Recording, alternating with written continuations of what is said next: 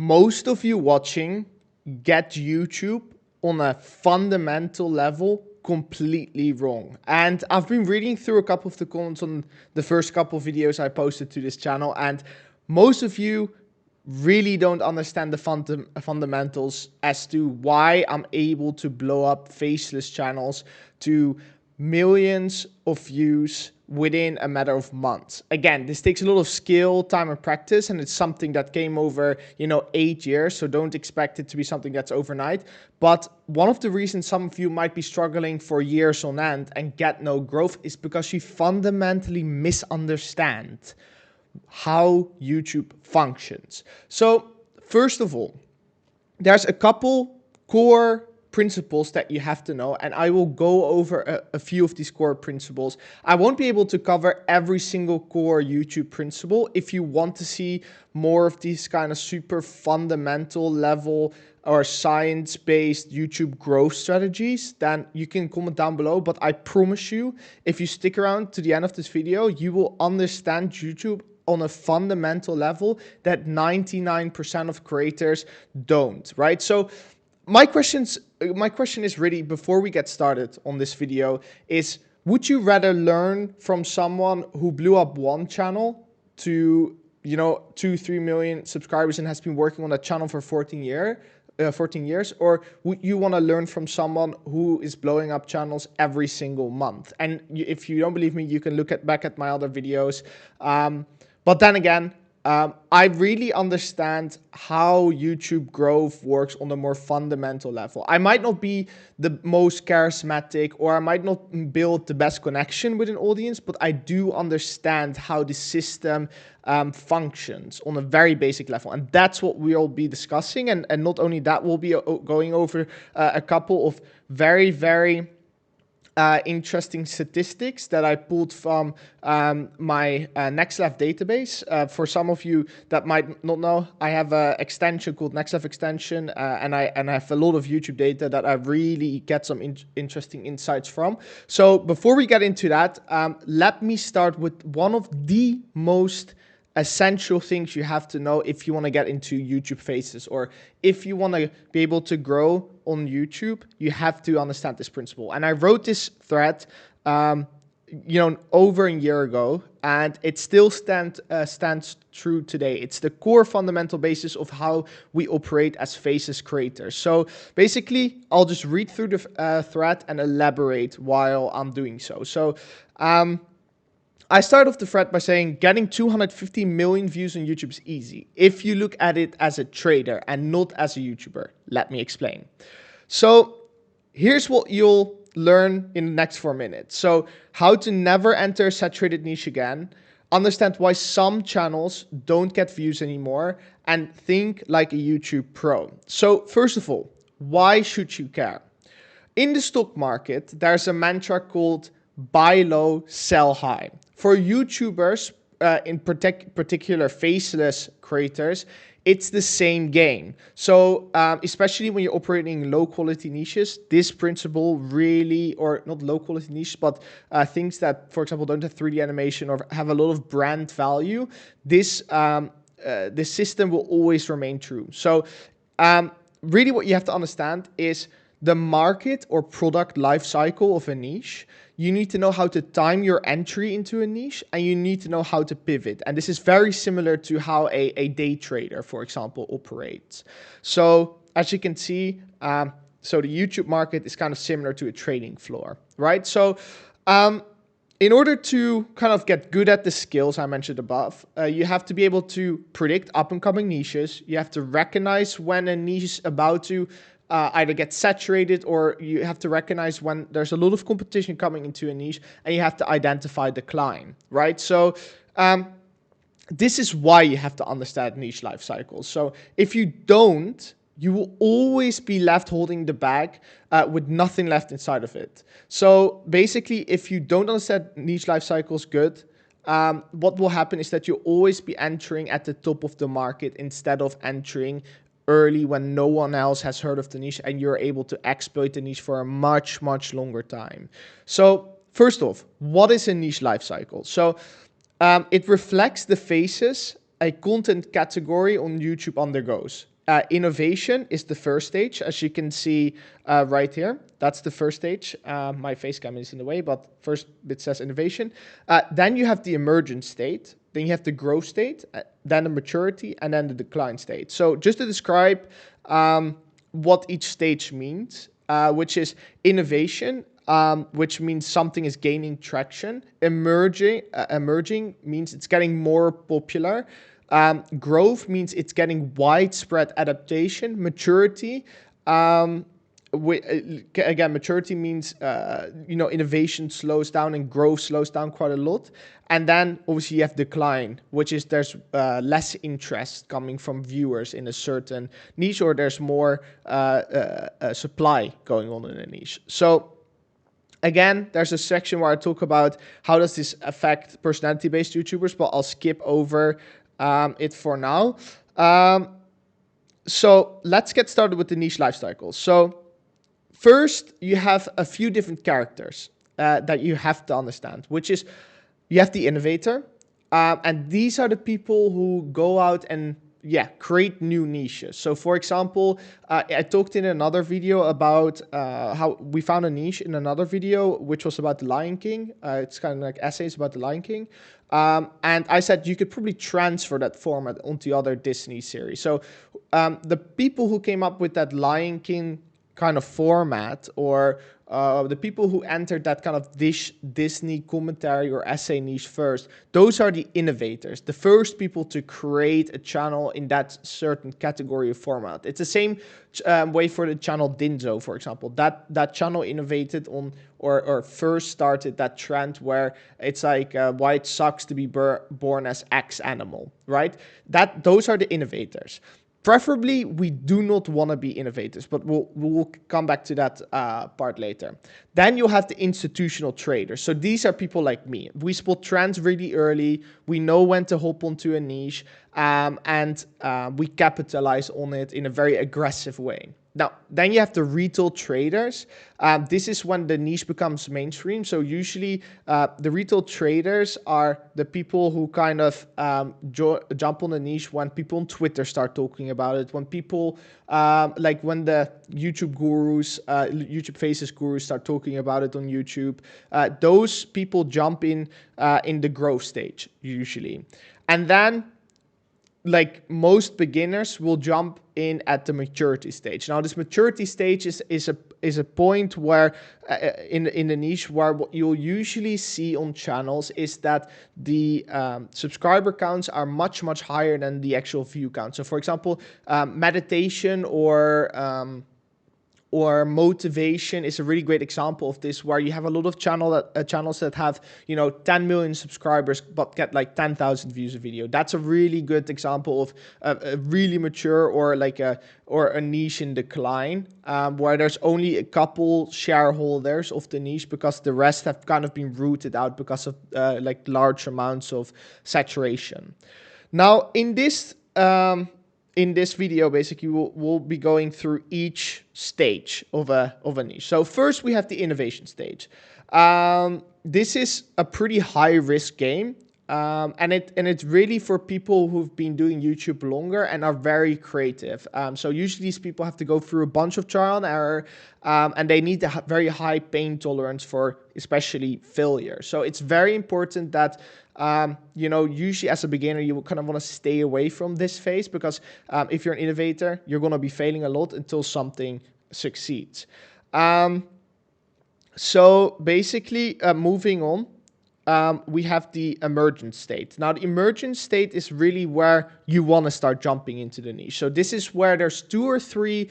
So the innovator has done its work. Now there's 2 or 3 others that picked up on the innovator's work, and there's enough signal for someone like me to reliably say, okay, this can become a very interesting niche, right? So a good example of this was in the courtroom niche, and that's now a super big niche. I was the 3rd or 4th channel in that niche, and I saw 2 or 3 other channels blowing up, and they all got consistent views, much higher than their subscriber count, recently started, and especially when there's only 2 or 3 with very consistent and very high views, that's when you want to start jumping into the niche.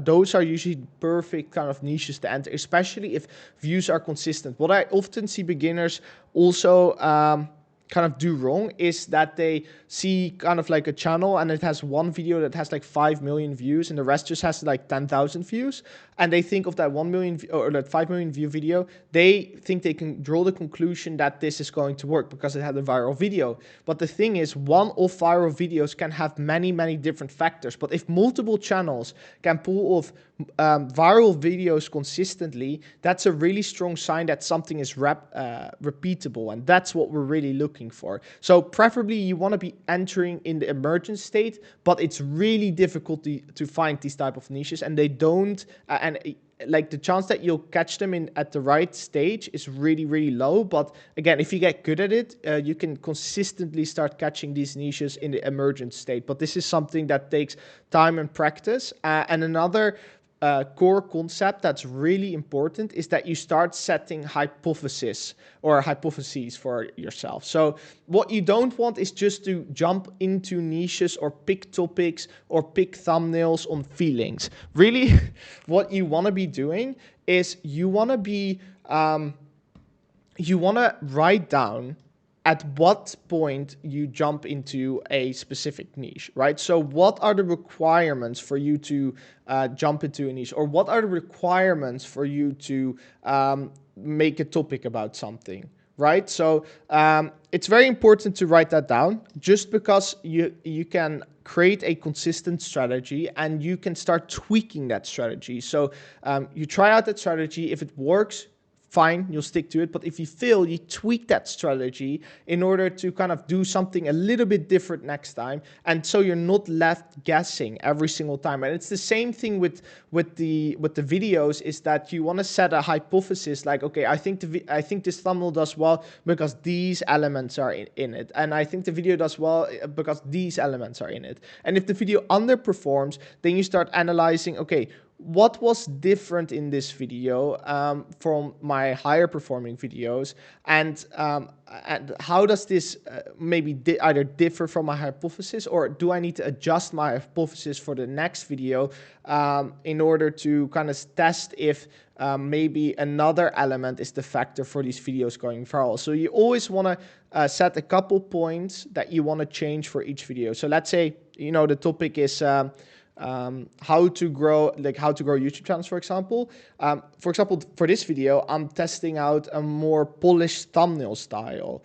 And my hypothesis is, okay, if I do a more polished thumbnail style, I'll be able to reach a wider audience. But let's say it doesn't work as well, then I'll just switch back. Then I know changing the thumbnail doesn't work, then I'll just switch back to that original kind of like screenshot thumbnail format, right? So you're always consistently testing small tweaks. You never want to make big jumps, always small tweaks. That's super important.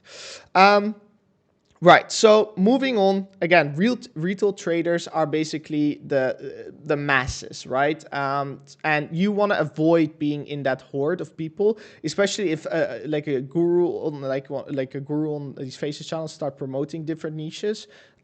You want to be careful, because I'm not saying it's immediately a bad niche. I'm just saying if people become aware of a niche, it becomes more difficult. Even if you don't see the effect of it straight away, usually what happens in a couple weeks, couple months, as the word spreads, lots of competition are coming into that niche. So again, I'm always talking about runway. So you want to have as much runway in a niche as possible. So what I'm saying, what I mean by runway is, how long can I kind of earn money in this niche before the views start getting diluted over a lot of different competitors. And it's very important that that runway is as long as possible, so the channel can earn as much money as possible, right? So then you have the growth stage. Again, this is where most people jump in, like I told you.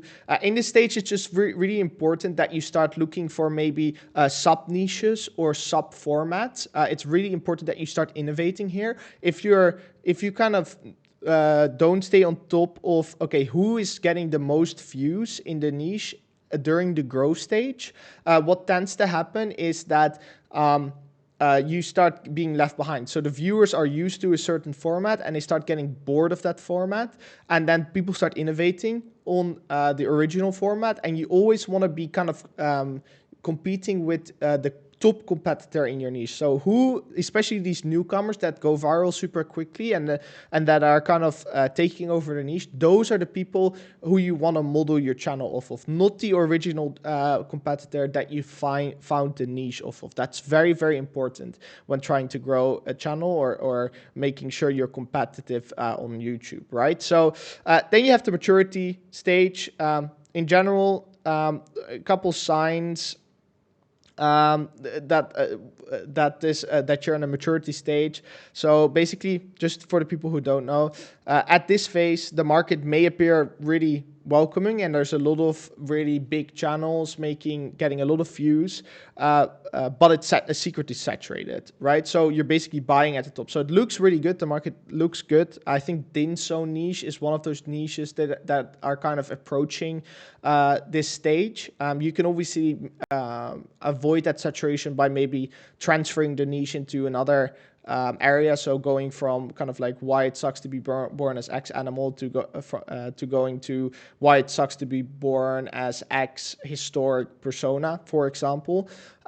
That's possible, but again, if you go in the exact same format, it becomes really difficult. Even though it looks like a channel where you have a lot of views and they grow very quickly, it's becoming saturated just because of the amount of attention and channels being started in that niche, right? So again, YouTube has to dilute the views over more competitors. So yeah, this is just a very, very, very important couple lessons. I recommend you to read through this thread a little bit more. So this is a bit of an older thread, but yeah, definitely recommend reading through this. So another couple things that you want to keep in mind when kind of picking niches is that you want to look at the RPM versus basically the RPM ranges, right, that you're going for. So a lot of people love to pick kind of like football or anime niches. The problem with those niches is that you have very much diminishing returns. So as RPMs near zero, the max amount of revenue that you can generate with a channel just plummets. And you just want to make sure that you're in the sweet spot. And usually the sweet spot for niches that you're really after is that $5 to $15 RPM range. If you can get a channel in that $5 to $15 RPM range, that's where most revenue is being generated. And this is, for example, for the people wondering how I am generating this data, and I wanted to get back on this. So basically, I have an extension called the Next Level extension, and a lot of you have been asking questions about this, but this is basically Next Level extension. And what it does is it estimates, it does a bunch of stuff, but one of the features is that it uses an algorithm to estimate the channel revenue, the views, the RPM, and this is how I'm plotting out these charts. So there, again, these charts aren't perfect. I think there's a pretty good representation of what the best ranges are across YouTube. So yeah, there's also a couple other cool features like being able to see monetization status, being able to save channels to folder, whatnot. But again, we'll cover that sometime in the future. Anyway, moving on. So again, look for niches in a $5 to $15 RPM range. That's very important. Another thing is that high average views isn't always most profitable. So what you'll see is that channels with lower RPM and usually also like higher average views tend to have such low RPMs, like football, anime, like these niches have such low RPMs that even if they're getting millions and millions of views, they can't compete with those niches that are between like 100,000 views and 400,000 views on average, and getting like a $5 to $10 RPM, right? So it's really important that you make sure that if you're going in a lower RPM niche, that the views are extremely high. This is just a very common mistake I see people make, and it's like they kind of get stuck on like 2-3K a month in revenue. And again, if you really are aiming for explosive growth and really big profitable channels, then you really should be looking for $5 to $15 RPM niches in a range of like 140 to 400K views on the videos. And again, it doesn't strictly have to be in that range, but just based off the data, that should be the most optimal range where, you know, most of the channels are earning most of their money, right? So just a very important concept to grasp. Another important concept to grasp when you're kind of like picking a niche or entering a niche is kind of the expected amount of audience coming from a certain country. So to kind of guesstimate how much your RPM is going to be, a good rule of thumb is kind of to guesstimate how many viewers are coming from certain countries. So you always want to be looking at the comments, seeing where the viewers are coming from. Usually you can see by their usernames or by the channel videos that they're uploading to their channel who is watching said channel. And there's a very strong relationship obviously between RPM and the amount of and how much of the audience is watching from a certain country. So for example, if you have an 80%, again, this is coming from our algorithm data. So if you have an 80% United States audience, usually your RPM will be around like $7 to $8. If you have, for example, very Indian audience, right? In that case, for example, if your audience is like 40% Indian, your RPM will be like $3. If it's much higher than that, you'll be getting like $1 or even less than that, right? So you want to keep that in mind. And other countries that could be interesting, obviously, is Canada, German, Australia. Those have decent RPMs. United Kingdom RPMs are surprisingly low on average. However, for example, Germany and Canada are also pretty decent countries to start Faceless channels or Faceless niches where you can start your channel around, right? So I thought it would be an interesting stat to kind of show. Now, another thing that I often get is like, how long should I stay in a niche? Like, how many videos should I upload before I give up?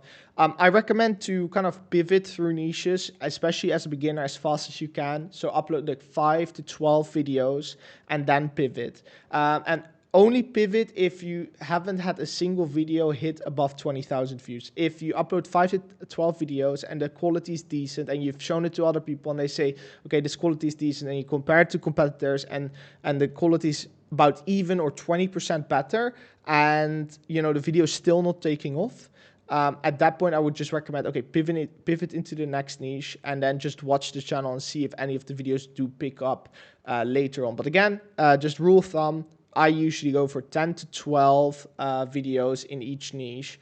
And then I'm looking for if any of those videos reach above 20,000 views at least. However, it's also important to note that obviously if you're a beginner, sometimes it will just take more time, right? Because I know if I upload a video, if it's the right format, yes or no, if I'm doing something wrong, yes or no. In some cases, you're just gonna make like beginner mistakes and maybe quitting at 10 to 12 videos too early. But however, just as rules of thumb for my formula, it's 10 to 12 videos at most. Another thing that's interesting is kind of like seeing the average view count of videos versus the title length. So again, usually the top performing titles are kind of between like 30 and 60 characters. Again, good thing to pick up for kind of learning how to write titles. And then I wanted to go over one last thing, which I really think will teach you the basics of how to start a great Faces channels, or how to understand the YouTube algorithm and how to understand niches very well, which is basically this video I recorded over at Vid Summit. So let me pull up that video. And there's a few things that I wanted to talk about first. So this, the person speaking that you're going to hear speaking is Todd. And Todd is a product manager on the recommendation page over at YouTube. So he basically decides what videos come up on the YouTube homepage, or the system behind that, right? So this is a very watch, especially if you're a beginner. I will go over the first clip, which basically explains why CTR really doesn't matter as much as most of you think. I'll elaborate while we're going through this video, but it's definitely kind of a good segment to watch. There's longer clips of this. So again, you can go to my Twitter, go to my media and find this video. But yeah, great. This is a great watch. So we'll go through this first clip just so you get an idea of that sometimes YouTube Studio data. So let's say you get like a 20-25% CTR. And this is a very fundamental thing that you have to understand about YouTube, which is if you have, for example, like a 20% CTR, right? And you're thinking like, oh, I have a 20% CTR. Like the video must be like, this video must be going viral. But again, CTR is relative to the audience. So if you have, for example, like 100 people see your video and your CTR is 20%, that doesn't say a lot. Just because, again, CTR, as more people see the video, it naturally will decline.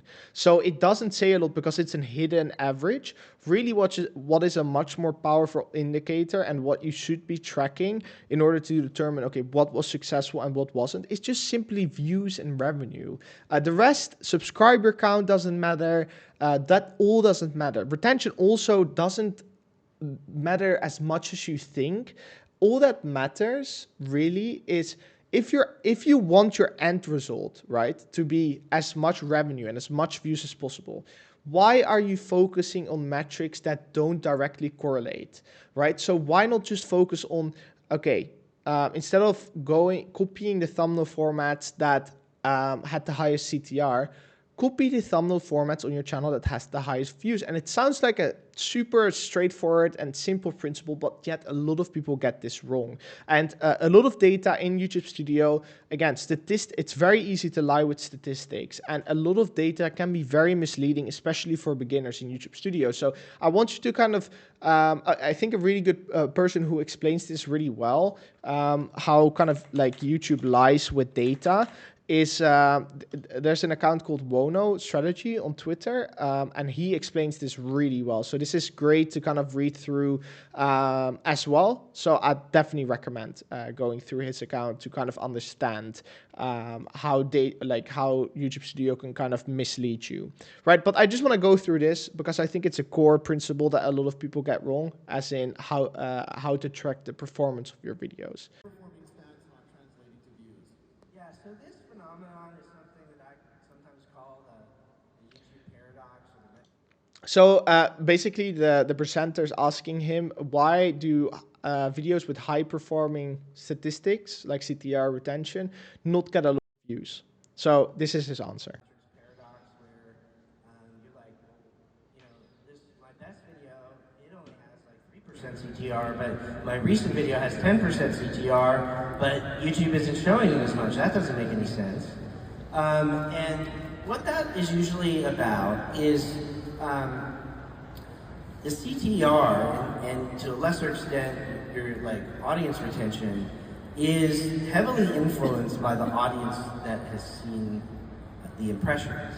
And so, if you have let's just say you normally get, 10,000 views on a video and maybe 100,000 impressions.